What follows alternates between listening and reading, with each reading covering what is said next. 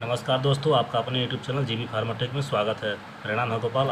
आज हम लोग इस वीडियो में कवर करेंगे बी फार्मा के 7 सेमेस्टर के subject novel drug delivery system. Novel drug delivery system NDDS के इसका कोड है BP704। इसके यूनिट फर्स्ट के पूरे समरी को यहाँ डिटेल में यहाँ पे डिस्कस करेंगे। पूरे यूनिट फर्स्ट के 2 टॉपिक दिए गए हैं, control drug delivery system and the polymers. दोनों टॉपिक्स को इसमें पूरे डिटेल में हम लोग कवर करेंगे। हम लोग देखते हैं कि यूनिट फर्स्ट हमारे क्या कहता है।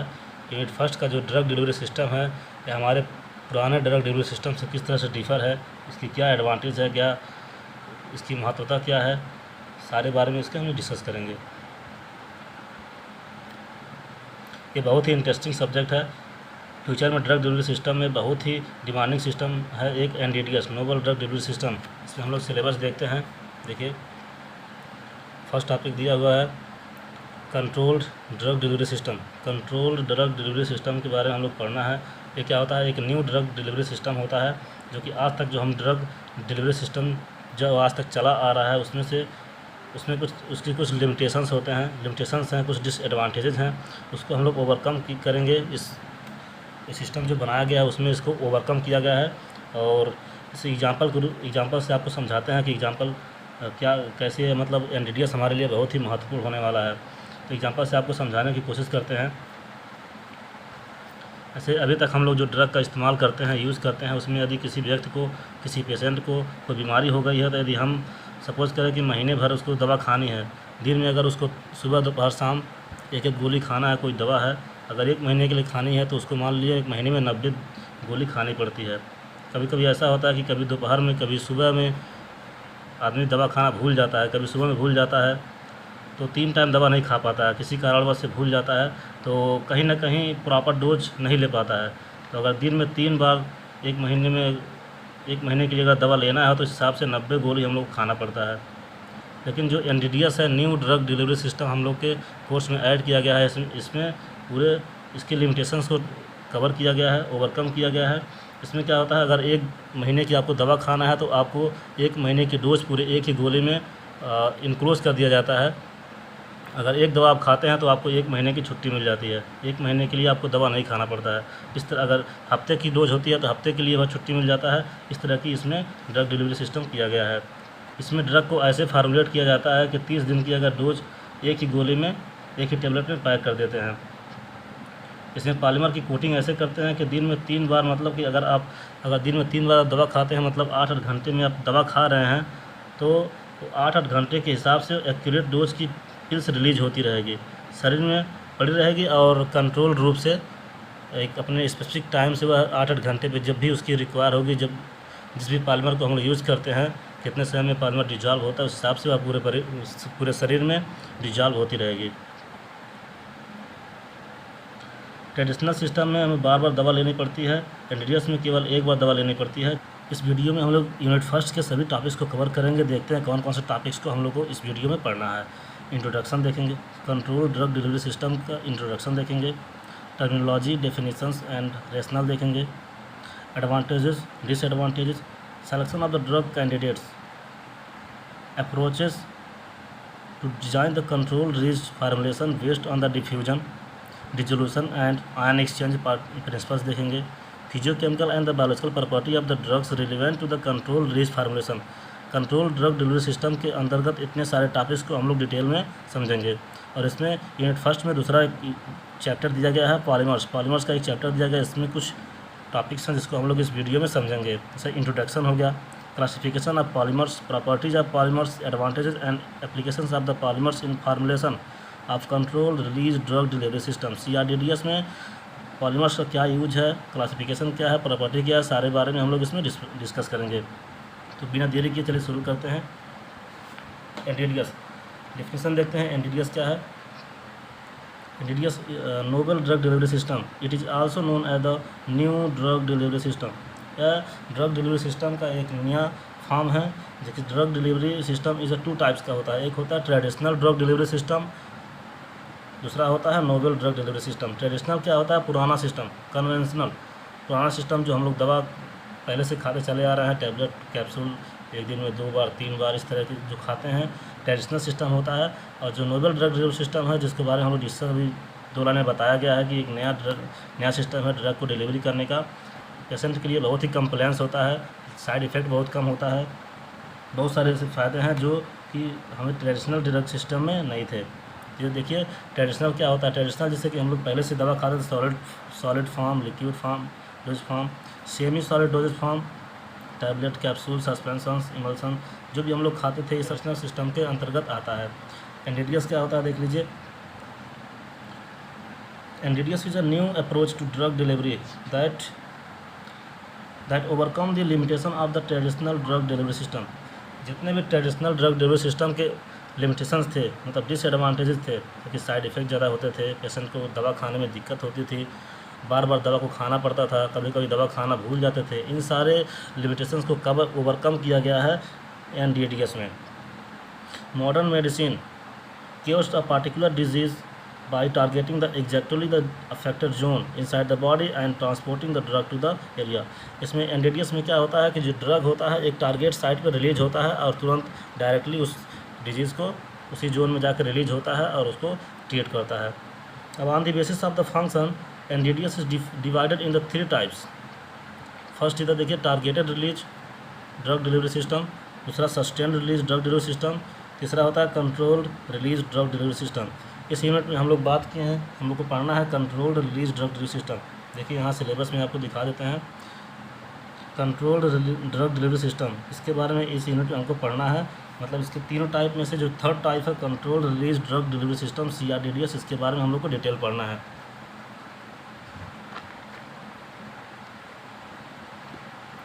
देखिए CRDDS इंट्रोडक्शन देख लीजिए। It maintains the suitable and the desired drug release over an extended time period or for a larger time।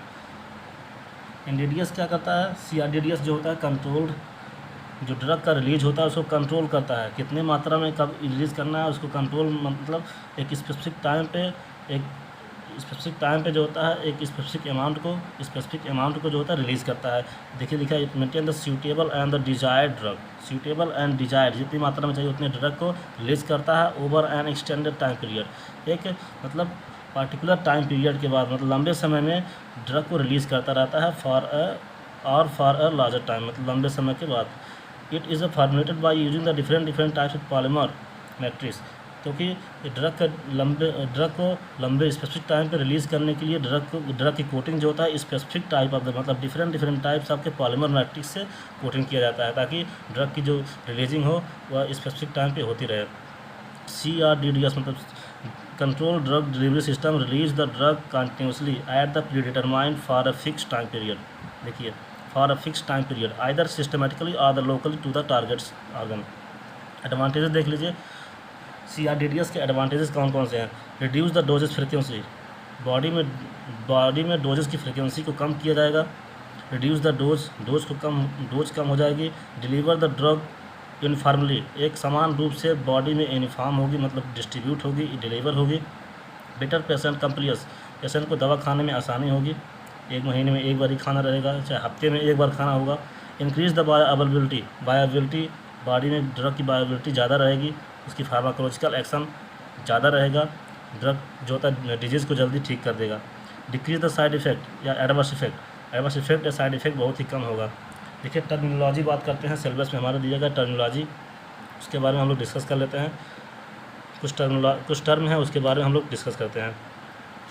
First है controlled release formation, second repeat action potential. Control release formation होता है 0 order rate पर continuously release करता है। Repeat action potential होता है starting में बहुत सारे मोर देन 2 डोज, स्टार्टिंग में बहुत सारे डोज को मतलब इंटेक कर दिया जाता है, उसके बाद लास्ट में जो होता है सिंगल डोज को इंसर्ट करते हैं। एक्सटेंडेड रिलीज फार्मेशन, इसमें एक होता है डिक्रीज द एलिमिनेशन, मतलब long lasting in the body होता है। डिले रिलीज प्रिपरेशन चौथा हो गया। Release at the specific time पाँचवा होता है टारगेटेड रिलीज ड्रग प्रोडक्ट, इसमें क्या होता है release the near target site. छठवां देखिए site specific targeting system, directly target the certain location. Seventh देखिए रिसेप्टर टारगेटिंग सिस्टम। 8 हो गया sustain release system. Sustain release system जो होता है फर्स्ट ऑर्डर काइनेटिक पे काम करता है। चलिए इसके बारे में डिटेल में देखते हैं। Controlled release formulation, it maintain the constant supply of the drug at the zero order rate. देखिए यहाँ पर जीरो ऑर्डर रेट पे कंटिन्यूसली रिलीज होता है drug for the certain time period, it's amount equivalent to the eliminated by the body. जो rate of elimination होता है वो उसके रेट ऑफ रिलीजिंग ड्रग के बराबर होता है। जिस रेट से ड्रग रिलीज होगा उसी रेट से ड्रग जो होता है एलिमिनेट होगा बॉडी से। रिपीट एक्शन पोटेंशियल, सेकंड देखिए repeat action potential, it contain more than one dose initially introduce, one single dose after administration the second time. देखिए हम लोग डिस्कस किए थे ना, स्टार्टिंग में मोर देन 2 डोज को इंट्रोड्यूस कर देंगे, उसके बाद सिंगल डोज को उसमें एडमिनिस्टर करते रहेंगे। एक्सटेंडेड रिलीज फार्मेशन मतलब बढ़ा देना, टाइम को रोक देना, टाइम को मतलब बढ़ा देना, डोज के रिलीज़ को कुछ समय के लिए रोकना। एक्सटेंडेड मतलब होता है long lasting, those dosages forms which last longer in the body by decreasing the elimination rate. अभी ऊपर हम लोग पढ़े हैं कि अगर रिलीजिंग रेट ज़्यादा होगा तो एलिमिनेशन रेट भी ज़्यादा होगा। इसमें क्या करते हैं, एलिमिनेशन रेट को कम कर देते हैं, ऑटोमेटिकली रिलीजिंग रेट कम हो जाता है, इससे उसका टाइम जो होता है बढ़ जाता है। चौथा देखिए delay release formulation, delay release formulation में क्या होता है, these doses forms release the drug at the specific time, उसके रिलीजिंग टाइम को डिले मतलब होता है बढ़ा दिया जाता है, interval, release a drug at the specific time interval after administration और may be due to the special purpose. ठीक है, इंटेरिक कोटेड डोजेज फार्म होता है, इसका एग्जांपल एकदम बहुत ही बेस्ट एग्जांपल है इंटेरिक कोटेड डोजेज फार्म। जैसे मान लीजिए इसमें क्या होता है कि अगर ड्रग को हमारे इंटेस्टाइन में जाकर डिजॉल्व होना है, यहाँ पे अपना इफेक्ट शो करना है, हम चाहते हैं कि हमारा ड्रग जो होता है हमारे स्टमक में डिजॉल्व ना हो, यहाँ पे ब्रेक डाउन ना हो, तो इसमें एक ऐसी कोटिंग करते हैं ड्रग में ताकि वह एसिडिक मीडियम, जो स्टमक का एसिडिक मीडियम है, इसको झेल सके, यहाँ पे ब्रेक डाउन ना होवे और यहाँ से पास होते हुए वह स्मॉल इंटेस्टाइन में पहुँच जाए और अपना यहाँ पे हो ब्रेक डाउन हो गए, यहाँ पे अपना एक्शन शो करे। तो उसमें एक जो कोटिंग की जाती है उसे कहते हैं enteric coating tablet, enteric coated tablet. अच्छा देखिए targeted release drug, this dose form the release the drug at the near target site of the drug. Target, इसका नाम ही देखिए टारगेटेड रिलीज, मतलब टारगेट, इसका जो रिलीज होगा एक टारगेट साइट पे होगा, वहाँ पे रिलीज होगा जहाँ को इसको अपना एक्शन देना होगा। साइट स्पेसिफिक, देखिए site specific targeting system, this system targets a drug directly to certain biological location, the target is may be disease organ और टिश्यू। ये जो होता है टारगेट डायरेक्टली किसी सर्टेन बायोलॉजिकल एक्शन लोकेशन को ही टारगेट करता है जहाँ पे वो ड्रग को रिलीज़ करता है। सातवां देख लेते हैं receptor targeted system, in this the target is the particular receptor for a drug in the organ. जो ड्रग हमारा रिलीज होता है वह किसी स्पेसिफिक रिसेप्टर के लिए, मतलब वो किसी स्पेसिफिक रिसेप्टर को टारगेट करता है जहाँ जाके वह बाइंड करता है, वहाँ बाइंड होने के बाद वहाँ से अपने निश्चित समय में निश्चित मात्रा में वहाँ पे रिलीज होता रहता है और अपना फार्माकोलॉजिकल एक्शन देता रहता है। आठवां देखिए सस्टेन रिलीज सिस्टम, ये जो होता है फर्स्ट ऑर्डर काइनेटिक को फॉलो करता है। This system initially provides the sufficient amount of drug, initially provides, starting में ही सफिशिएंट अमाउंट ऑफ ड्रग को प्रोवाइड करता है to produce the pharmacological action, the remaining drug amount is release periodically. जो बचा हुआ ड्रग होता है वह अपने टाइम से periodically time to time release होता रहता है। एक टॉपिक है हमारे सिलेबस में रेशनल मतलब होता है रीज़न, मतलब कि एनडीडीएस का रीज़न क्या है हमारे ड्रग डिलीवरी सिस्टम में, ऐसा क्या उसमें अच्छी बात है, ऐसा क्या उसकी क्या मतलब महत्वता है कि इस एनडीडीएस को हमारे ड्रग डिलीवरी सिस्टम में ऐड किया गया है। देखिए the basic reason for the CDDS is to alter the pharmacokinetic and pharmacodynamic of the pharmacological activity by modified its structure and property. इसका मेन मकसद यही है कि जो हमारा फार्माकोकाइनेटिक है, फार्माकोडायनामिक है, इसके प्रॉपर्टीज़ को अल्टर कर देना। फार्माकोकाइनेटिक मतलब देखिए एडीएमई मतलब होता है ADME, absorption, distribution, metabolism and elimination. अब फार्माकोडायनामिक मतलब होता है what the drug act to the body, what the drug does to the body, body के साथ ड्रग क्या कर रहा है उसके एक्शन को चेंज कर देता है, जिससे हमारी पूरी एक्शन चेंज हो जाता है। 2 टाइप के होते हैं, medical rational and the biological rational. देखिए बात करते हैं मेडिकल रेशनल के बारे में। फर्स्ट टॉपिक देखिए, फर्स्ट पॉइंट है reduce the dosing frequency. Dosing frequency कम हो जाती है। No need to intake the drug multiple time in a day. इससे क्या होता है, इसका फ़ायदा यही है हमारे एनडीडीएस में कि हमें बार बार दवा लेने की आवश्यकता नहीं पड़ेगी। दिन में होता है ना 2 बार 3 बार, कभी कभी 4 बार दवा लेनी पड़ती है, तो उसकी आवश्यकता नहीं पड़ेगी, केवल 1 बार दवा लेनी होगी। सेकंड पॉइंट है minimize the plasma concentration fluctuation.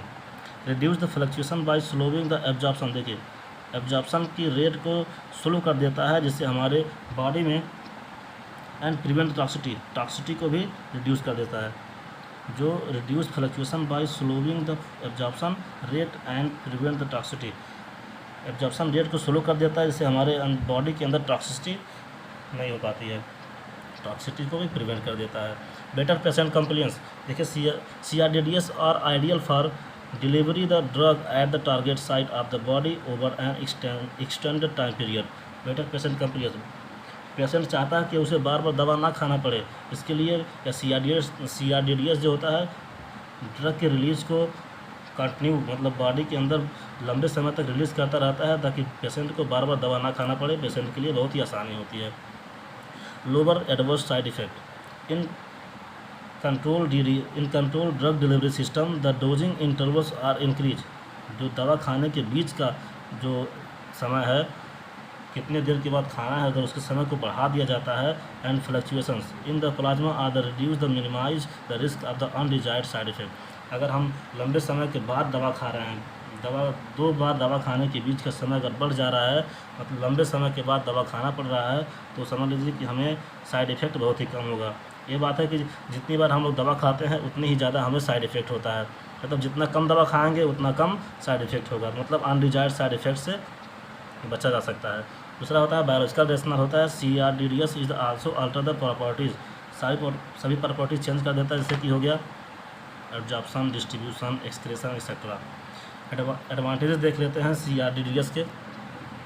Control drug delivery system के एडवांटेज क्या होता है, रिड्यूस द साइड इफ़ेक्ट कम होगा, जितनी कम दवा खाएंगे उतनी साइड इफ़ेक्ट कम होगा। रिड्यूस द डोजेस, बहुत ही कम डोज खाना पड़ेगा। Improve the bioavailability of drug, यहाँ पे इम्प्रूव लिखा हुआ है, improve bioavailability of the drug की बायोअवेलेबिलिटी बढ़ जाएगी, ड्रग की फार्माकोलॉजिकल एक्शन बढ़ जाएंगे। बेटर पेशेंट कंप्लायंस, पेशेंट को दवा खाने में आसानी होगी, पेशेंट दवा खाना भूलेगा नहीं, पेशेंट को बार बार दवा नहीं खाना पड़ेगा, पेशेंट मतलब एक्सेप्ट करेगा दवा खाना एक बार। Improve the solubility of the drug की सॉलेबिलिटी इम्प्रूव हो जाएगी। Reduction of the adverse effect and also reduce the drug toxicity and adverse effect कम करता है। Adverse effect and drug toxicity कम हो जाती है इसके द्वारा। डिसएडवांटेज क्या आता है, its show a poor in vivo in vitro correlation. In vivo और इन विट्रो का कोरिलेशन अगर देखा जाए तो इस नोबल ड्रग डिलीवरी सिस्टम का शरीर के अंदर और शरीर के बाहर, इनसाइड द बॉडी और आउटसाइड द बॉडी, दोनों के बीच का कोरिलेशन ठीक नहीं है, मतलब काफ़ी उतना ठीक नहीं है, दोनों के बीच का कोरिलेशन उतना अच्छा नहीं है। हाइयर कॉस्ट ऑफ फार्मुलेशन, इसका फार्मुलेशन जो करने में बहुत ही ज़्यादा महंगा पड़ता है। Possibility of the dose dumping, CRDDS हो NDDS हो, दोनों मतलब CRDDS जो कहे चाहे CRDDS कहिए या फिर NDDS कहिए, उसका अगर डिसएडवांटेज देखेंगे, उसका अगर डिसएडवांटेज देखेंगे या फिर एडवर्स इफेक्ट देखेंगे, तो उसका मेन एडवर्स इफेक्ट है डोज डंपिंग। क्योंकि हम लोग बात किए हैं कि 1 महीने की दवा, कभी हफ्ते भर की दवा, जितने हमें दिन की दवा खानी होती है उतनी दिन की दवा का डोज एक ही टैबलेट में एक ही बार में हम लोग खा लेते हैं, और अपने हिसाब से टाइम टू टाइम वह रिलीज़ होता रहता है। लेकिन कभी कभी होता है कि पूरे हफ्ते का या फिर महीने भर का जो दवा होता है वह एक ही बार रिलीज़ हो जाता है, एक ही बार शरीर से रिलीज़ होने लगता है, और क्या करता है, शरीर में टॉक्सिसिटी हो गया, पॉइजनिंग हो गया, फिर हाइपर सेंसिटिविटी कॉज करने लगता है। तो इसलिए कभी कभी डोज डंपिंग का जो कारण है, ये बहुत ही मेन इसका एडवर्स इफेक्ट है, या फिर इसे वाले कि ऐसा मेन डिसएडवांटेज है कि डोज डंपिंग, मतलब कि किसी भी ड्रग की डोज अधिक मात्रा में बढ़ जाना। जब डोज बढ़ जाएगा, टॉक्सिसिटी बढ़ जाएगी, पॉइजनिंग हो जाएंगी, हाइपर सेंसिटिविटी डिरेक्शन होगा, पेशेंट की जान भी जा सकती है। दूसरा देखें selection of the drug candidate, एक टॉपिक है सिलेक्शन ऑफ ड्रग कैंडिडेट। इसमें देखिए drug can not formulated as there CRDDS, कुछ ड्रग ऐसे हैं जिसको CRDDS में फार्मुलेट नहीं कर सकते हैं। Drug which are inappropriate for designing the control release drug, CRDDS के ड्रग को मतलब CRDDS ड्रग को डिज़ाइन करने के लिए कुछ ड्रग ऐसे हैं जिसको यूज नहीं कर सकते हैं, जैसे कि drug with the short and the long half life. कुछ ऐसे ड्रग जिनकी हाफ लाइफ बहुत ही शॉर्ट हो या फिर बहुत ही लॉन्ग हो। बहुत ही शॉर्ट होगी जल्दी हमारे शरीर से एक्सक्रीट हो जाएगा, एक्सक्रीट आउट होगा तो हमारे शरीर के अंदर अपना फार्माकोलॉजिकल एक्शन नहीं दे पाएगा। लेकिन अगर उसकी हाफ लाइफ बहुत ही ज़्यादा है तो हमारे शरीर में बहुत लंबे समय तक रहेगा और हमारे शरीर में टॉक्सिटी, पॉइजनिंग या हाइपर सेंसिटिविटी रिएक्शन कॉज करेगा। इसलिए इस तरह की दवाएं, इस तरह की जो प्रॉपर्टी रखने वाले ड्रग्स हैं उनको NDDS में यूज नहीं करते हैं। Drug with the no solubility, अगर ड्रग सॉल्युबल नहीं है ड्रग तो उसको भी यूज नहीं करेंगे। Drug having the poor absorption in GIT, अगर GIT में गैस्ट्रोइंटेस्टाइनल ट्रैक्ट में ड्रग का एब्जॉर्प्शन अगर बहुत ही पुअर है, एब्जॉर्ब नहीं हो रहा है तो उसको भी हम लोग NDDS में यूज नहीं करेंगे, क्योंकि उससे इसको यूज करने का कोई मतलब नहीं होगा। एब्जॉर्ब नहीं होगा तो डिस्ट्रीब्यूट नहीं होगा तो हमारे किसी भी स्पेसिफिक साइट पे अपना एक्शन शो नहीं कर पाएगा। एक टॉपिक है हमारे सिलेबस में, approaches to design the control release formation. Control release formation, drug के डिजाइनिंग के जो कंट्रोल रिलीज फार्मेशन है, कौन कौन सी अप्रोच हैं उसमें देखिए। उसमें 3 अप्रोच मेन में दिए गए हैं, diffusion control release, dissolution control release and ion exchange control release. तो फर्स्ट हम लोग बात करते हैं diffusion control release. Diffusion is a process unit of drug molecules from higher concentration to the lower concentration during the absorption. Absorption के समय जो drugs का रिलीज होता है from the higher concentration to lower concentration, जो कि diffusion के बारे में हम लोग शुरू से पढ़ते चले आ रहे हैं फर्स्ट सेमेस्टर से। तो ड्रग का जो रिलीज होता है वो हायर कंसंट्रेशन से लोअर कंसंट्रेशन की ओर होता है। So call the CRDDS, we can control the diffusion process by using the polymers. Polymers का यूज करके ही हम लोग ड्रग के डिफ्यूजन रेट को हम लोग कंट्रोल कर सकते हैं। दीज आर 2 टाइप्स होते हैं। जो पॉलीमर मैट्रिक्स का यूज करते हैं वो 2 तरह के होते हैं, एक होता है रिजर्वायर सिस्टम, दूसरा होता है मैट्रिक्स सिस्टम। रिजर्वायर सिस्टम का कैसे काम करता है इसमें देखते हैं हम लोग। रिजर्वायर सिस्टम जो होता है एक मेम्ब्रेन को कंटेन किया जाता है, इसे कहते हैं मेम्ब्रेन कंट्रोल सिस्टम। आता है वह मेम्ब्रेन जो होता है ड्रग के रिलीज को कंट्रोल करता है, ड्रग कितनी मात्रा में रिलीज होना है और मेम्ब्रेन तय करता है। In this system inverters insoluble polymers material enclose a core of the drug which control the release rate। insoluble polymer होता है जो कि कोर ऑफ द ड्रग को इनक्लोज किया रहता है। सिंपल देखिए, insoluble वाटर insoluble पॉलीमर होता है जो कि कोर ऑफ ड्रग को इनक्लोज किया रहता है। The polymer use in such devices are the ethyl cellulose हो गया, पॉलीविनाइल एसीटेट हो गया। देखिए, अगर एक कोर ऑफ द ड्रग है, इसके ऊपर एक मेम्ब्रेन से इसको कवर किया जाता है और इस पूरे मेम्ब्रेन जो कवर किया जाता है इसको एक इनसॉल्युबल पॉलीमर से इनक्लोज किया हुआ होता है। यह पॉलीमर जो होता है धीरे धीरे डिजॉल्व होता है, जैसे जैसे डिजॉल्व होता रहता है वैसे वैसे मेम्ब्रेन जो होता है उस रेट से डिजायर्ड टाइम से उतने रेट में उतने अमाउंट में ड्रग को रिलीज़ करता रहता है। पॉलीमर जितना भी एक्सटेंडेड रिलीज होगा उतना एक्सटेंड टाइम तक हम ड्रग को रिलीज़ करेगा। आफ्टर सम टाइम अगर धीरे धीरे ड्रग यहाँ से रिलीज होना शुरू हो रहा है तो कुछ समय के बाद जो होता है ड्रग पूरे बॉडी में फैल जाएगा। देखिए, ड्रग हो गया, पॉलीमर हो गया, रेट कंट्रोलिंग मेम्ब्रेन हो गया। Before polymer coating drug are control with the delivery rate के द्वारा ड्रग के रिलीज को कंट्रोल किया जाता है। दूसरा होता है मैट्रिक्स सिस्टम। मैट्रिक्स सिस्टम क्या होता है, इसमें एक मैट्रिक्स बना होता है, जैसे वहाँ पे मेम्ब्रेन का यूज हुआ था, यहाँ पे मैट्रिक्स का यूज होता है, पॉलीमर मैट्रिक्स का। In this system the drug molecules release homogeneously dispensing the controlling in the soluble matrix. Soluble matrix होता है जो धीरे धीरे सॉल्युबल होता रहता है और एक कंटिन्यू जो होता है प्रॉपर तरीके से एक के बाद एक मैट्रिक्स में उपस्थित जो ड्रग होता है वह रिलीज होता रहता है। एग्जाम्पल देखिए, मिथाइल सेलुलोज हो गया, आपको यहाँ देख के समझा देते हैं। देखिए, इस तरह का मैट्रिक्स बना रहता है। मान लीजिए हमें 1 महीने का दवा खाना है, तो हमें 1 महीने का दवा खाना है, 3 टाइम खाना, एक दवा 1 दिन में 3 टाइम खाना है और 1 महीने के लिए खाना है। यहाँ पे 90 टैबलेट्स हमें यूज़ करना होगा। तो 90 टैबलेट्स अगर एक ऐसा मैट्रिक्स बनाएंगे जिसमें 90 टैबलेट्स सेपरेट रूप से पॉलीमर से इनक्लोज हो सके। मान लीजिए हम सपोज दैट यहाँ पे 90 हों या 15 दिन के लिए खाना है तो 60 टैबलेट होगा। जो भी टैबलेट है यहाँ पे एक मैट्रिक्स में हम लोग इनक्लोज कर देंगे। अब क्या होगा कि हमारे शरीर के अंदर वह जाएगा, डिजॉल्व होगा। मान लीजिए हमें 1 दिन में 3 टाइम हमें दवा खाना है 8-8 घंटे में, और हमें रिलीज होना है एक दवा को, एक डोज, एक स्पेसिफिक डोज को हमें 8 घंटे के बाद रिलीज़ करना है या फिर खाना है। तो क्या होगा कि स्टार्टिंग में एक दवा रिलीज़ हो जाएगा डिजॉल्व होके, फिर 8 घंटे के बाद यहाँ का पॉलीमर, नेक्स्ट वाला पॉलीमर डिजॉल्व होगा और नेक्स्ट दवा जो होता है हमारे बॉडी में रिलीज हो जाएगा। उसी तरह से हर एक 8-8 घंटे पे ये पॉलीमर का बना होता है। पॉलीमर जो होता है वाटर इनसॉल्युबल होता है, मतलब स्लोली सॉल्युबल होता है। 8-8 घंटे पे डिजॉल्व होता रहेगा और एक एक डोज हमारे शरीर में रिलीज होता रहेगा और अपना स्पेसिफिक फार्माकोलॉजिकल एक्शन या थेरेप्यूटिक इफेक्ट शो करता रहेगा। कुछ समय के बाद इसी तरह से पूरा शरीर में रिलीज हो जाएगा। सेकंड देखें डिसोल्यूशन कंट्रोल रिलीज। डिसोल्यूशन क्या होता है? डिसोल्यूशन जो होता है, dissolution is the process in which the drug particles is the dissociate in the solvent stomach fluid then absorb in the blood. देखिए हमारा ड्रग जो होता है डिजॉल्व होगा तभी हमारे बॉडी में मतलब एब्जॉर्ब होगा, डिस्ट्रीब्यूट होगा। तो डिसोल्यूशन रेट हमारे स्टमक में, जो हमारा स्टमक फ्लूइड है उसमें जितने जल्दी ब्रेक डाउन होगा, डिजॉल्व होगा, उतनी जल्दी वहाँ से एब्जॉर्ब होगा। So for the development of the CRDDS, we can control the dissolution by using the polymers by decreasing the rate of the dissolution. Dissolution rate को अगर हम लोग कम कर देंगे, ऐसे पॉलीमर को यूज करें ताकि पॉलीमर का जो डिसोल्यूशन रेट है, पॉलीमर मतलब कि पॉलीमर जो होता है बहुत लंबे समय में डिजॉल्व हो, तो जितने लंबे समय में डिजॉल्व होगा उतने लंबे समय के बाद उसका डिसोल्यूशन होगा, उतने लंबे समय में एब्जॉर्प्शन होगा, उतने लंबे समय तक वो अपना इफेक्ट शो करेगा। देखिए दे आर 2 टाइप्स होता है इनकैप्सुलेशन, जिसे कहते हैं reservoir dissolution control, and the matrix जिसे कहते हैं इरोजन कंट्रोल। पहला पढ़ते हैं इनकैप्सुलेशन।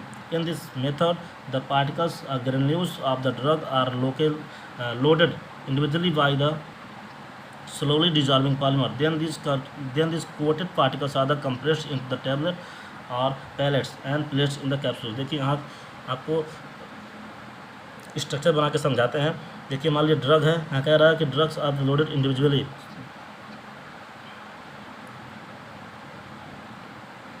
कोई भी ड्रग है, मान लीजिए ड्रग है, इसको इंडिविजुअली, उस ड्रग को इंडिविजुअली किसी पॉलीमर, स्लोली डिजॉल्विंग पॉलीमर से क्या करेंगे, लोड करेंगे। एक ड्रग है, इन सारे ड्रग्स के जितने पार्टिकल्स हैं, इस पार्टिकल्स को पॉलीमर्स के साथ कोटिंग करेंगे। कोटिंग करने के बाद जो होता है इन पॉलीमर्स को कंप्रेस करेंगे। कंप्रेस करने के बाद जो होता है ये बन जाएगा, एक पैलेट्स फॉर्म कर देगा। इन पैलेट्स को जो होता है कैप्सूल में भर लेंगे। कैप्सूल में भरने के बाद जो होता है एक डोज, एक प्रॉपर डोज तैयार हो जाएगा। अगर कैप्सूल को हम लोग खाते हैं तो धीरे धीरे एक एक पैलेट्स रिलीज होता रहेगा एक टाइम से और अपना इफेक्ट शो करता रहेगा। Drug release determine by the dissolving rate. Drug का जो रिलीज होता है उसको डिटरमाइन कैसे करेंगे, उसके डिसोल्यूशन रेट है, कितने रेट से वो डिजॉल्व हो रहा है। सेकंड देखते हैं मैट्रिक्स या erosion control. This involve the compression of the drug slowly dissolve carrier in the tablets. जैसे example of polymer use the ethyl cellulose and various waxes. Ethyl cellulose और वेरियस वैक्सेस, बहुत तरह के wax use होते हैं इसमें। इसको structure समझते हैं। देखिए पॉलीमर मैट्रिक्स में यहाँ जो हम लोग पिछली बार बात की है, मैट्रिक्स यूज होता है। इस तरह से जितने टेबलेट होते हैं, जितने दिन हमको खाना होता है, उस हिसाब से मैट्रिक्स को यूज़ कर लेते हैं और यहाँ से धीरे धीरे एक एक मैट्रिक्स का पॉलीमर डिजॉल्व होता रहेगा और उतना स्पेसिफिक डोज का ड्रग जो होता है हमारे बॉडी में डिस्ट्रीब्यूट होता रहेगा, अपना इफेक्ट शो करता रहेगा। तीसरा होता है ion exchange release. This system is use for the control the release of an insoluble drug. This system is prepared by complexing and the ionize drug with an ion exchange. इसका example देखिए, sodium polystyrene sulfonate होता है। Sodium polystyrene sulfonate is the best example for the ion exchange release. एक topic हमारे syllabus का है, most important topic, physiochemical and biological property of the drug to control release formulation. CRDDS में हमारा physicochemical property of the drug क्या है and biological property of the drug क्या है। तो physiological property of the drug देखते हैं यहाँ पे, रूट्स ऑफ एडमिनिस्ट्रेशन, साइज, तीसरा सॉल्युबिलिटी, चौथा पार्टीशन कोफिशिएंट, पांचवा mechanism and site of absorption, पांचवा देखते हैं ड्रग स्टेबिलिटी एंड छठवां होता है ड्रग pKa। इसके बारे में देख लेते हैं। Route of administration, most suitable routes for CRDDS। CRDDS के लिए कौन कौन से रूट सूटेबल हैं? एक ओरल हो गया, पैरेंटल हो गया, मतलब हम डायरेक्ट हम लोग ब्लड में इंजेक्ट कर देते हैं, एंड आल्सो समटाइम्स कभी कभी जो होता है ट्रांसडर्मल यूज़ करते हैं, मतलब कि हम ट्रांसडर्मल मतलब डर्मस में, स्किन में हम लोग ड्रग को इंजेक्ट करते हैं। Molecular size, second for CRDDS molecule size of the drug should be small for the better coating by polymer and the absorption, polymer के द्वारा अच्छी तरह से कोटिंग हो सके एंड उसका एब्जॉर्प्शन अच्छी तरह से हो सके, उसके लिए मॉलिक्यूलर साइज छोटा होना चाहिए। सॉलिबिलिटी, ड्रग जो होता है for CDDS required drug which has the good solubility, उसके पास सॉलिबिलिटी अच्छी होना चाहिए, ताकि वह सॉलिबिलिटी गुड सॉलिबिलिटी होना चाहिए, लेकिन but not very high soluble, उसका सॉलिबिलिटी एक लिमिट में होना चाहिए, ना कि बहुत ही ज़्यादा सॉल्युबल होना चाहिए। पार्टीशन कोफिशिएंट देखते हैं, partition coefficient, drugs are of the two nature, lipophilic and the hydrophilic. Lipophilic मतलब होता है लिपिड सॉल्युबल, मतलब आयल सॉल्युबल, हाइड्रोफिलिक मतलब होता है water soluble, and with the help of the partition coefficient we can find it for CDDS required drug which are not too much lipophilic और not hydrophilic, not too much, ज़्यादा hydrophilic भी नहीं होना चाहिए, ज़्यादा लाइपोफिलिक भी नहीं होना चाहिए। Mechanisms and site of absorption for CRDDS carrier mediated transported और नॉट सूटेबल। जैसे एग्जांपल देखिए विटामिन बी का एग्जांपल बहुत ही है, इसमें कैरियर मेडिएटेड ड्रग होता है। पाँचवा देखिए बात करते हैं drug stability for CRDDS the drug should have the good stability in the GIT में ड्रग की स्टेबिलिटी बहुत ही अच्छी होनी चाहिए। So drug with the stability problem in any particular parts of the GIT और नॉट सूटेबल, ड्रग हमारे GIT में अच्छी स्टेबिलिटी उसकी होनी चाहिए। ऐसा नहीं कि ड्रग हमारे स्टमक में जाते ही तुरंत डिजॉल्व हो जाए, या फिर डिजॉल्व ही ना हो, या फिर डिजॉल्व होने के बाद कोई एडवर्स इफेक्ट शो करे, ऐसा कुछ नहीं होना चाहिए। Drugs PK define the dissociation of the drug that is the ionic और नॉन आयनिक या unionized. Highly ionized drugs are the poor candidates for CRDDS, but unionized drugs undergoes the appropriate for absorption. Biological property की बात करें जहाँ तक, तो वहाँ पे देखिए पहला है एब्जॉर्प्शन, दूसरा डिस्ट्रीब्यूशन, तीसरा protein binding, elimination, therapeutic index and last देखते हैं मेटाबॉलिज्म। मेटाबॉलिज्म देखते हैं avoid the first pass metabolism, first pass metabolism को अवॉइड किया जाता है। इसमें हमारे यूनिट फर्स्ट का दूसरा लेसन है, सेकेंड लेसन है पॉलीमर के बारे में हम लोग 6th सेमेस्टर में पढ़े हैं डिटेल में, उसके बारे में फिर यहाँ देख लेते हैं कि NDDS में पॉलीमर किस तरह से यूज होते हैं।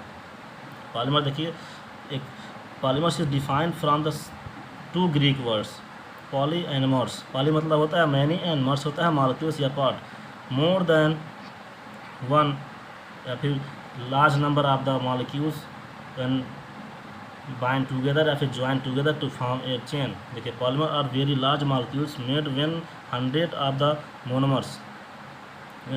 The monomers join together to form a very long chain known as the polymer. Example देखिए सेलुलोज हो गया, काइटिन हो गया, अल्जीनेट हो गया, जिलेटिन, एल्बुमिन, मिथाइल सेलुलोज, इस तरह एग्जाम्पल जितने हैं सारे एग्जाम्पल पॉलीमर्स के हैं।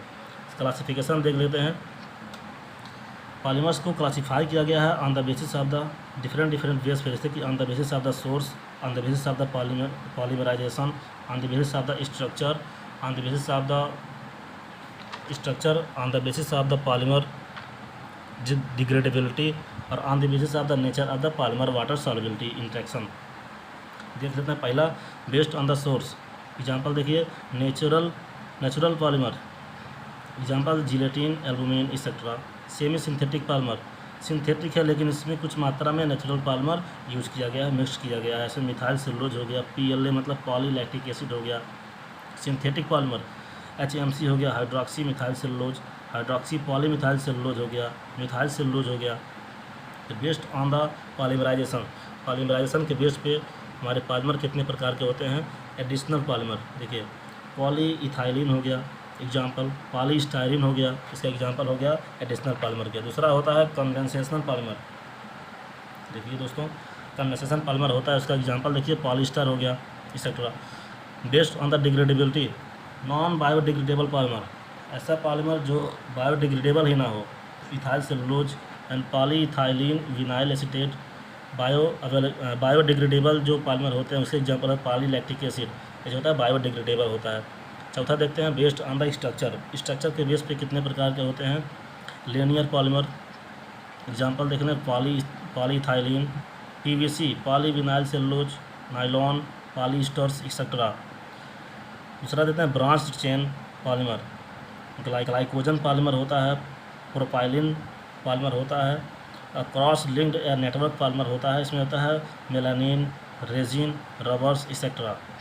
देखते हैं पांचवा और लास्ट क्लासिफिकेशन का। Based on the nature of the polymer water interactions, hydrophobic है कि हाइड्रोफिलिक है। अगर हाइड्रोफोबिक पॉलीमर है तो इथाइल सेलुलोज इसका एग्जाम्पल हो जाएगा। हाइड्रोफिलिक पॉलीमर है तो HPMC हो जाएगा, सोडियम अल्जीनेट हो जाएगा इसका एग्जाम्पल। इसमें कुछ एक हाइड्रोजेल्स भी होते हैं। Based on the nature of the polymer water interaction में हाइड्रोजेल्स होते हैं जैसे कि polyvinyl alcohol, dextran etcetera. Properties of polymer देख लेते हैं। Properties of polymer, polymer low density का होना चाहिए, low mechanical strength, good mould ability, उसकी मोल्डिंग एबिलिटी गुड होना चाहिए। ऐसा नहीं है कि मोल्ड होने पे वह टूट जाए, ब्रेक हो जाए।